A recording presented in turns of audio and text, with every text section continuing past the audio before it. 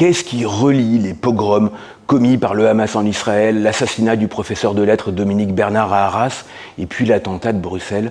L'islamisme. L'islamisme, ses crimes et nos dénis. C'est le titre du numéro spécial que Le Point consacre cette semaine à cette idéologie qui tue, qui massacre.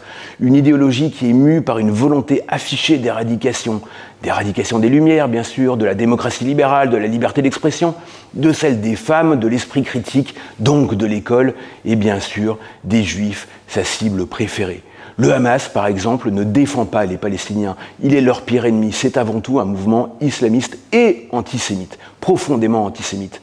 Et pourtant, il en est encore certain pour lui trouver des circonstances atténuantes. C'est aussi cela qui est profondément perturbant. Les islamistes bénéficient, y compris en Occident, d'idiots utiles, voire de complices intellectuels.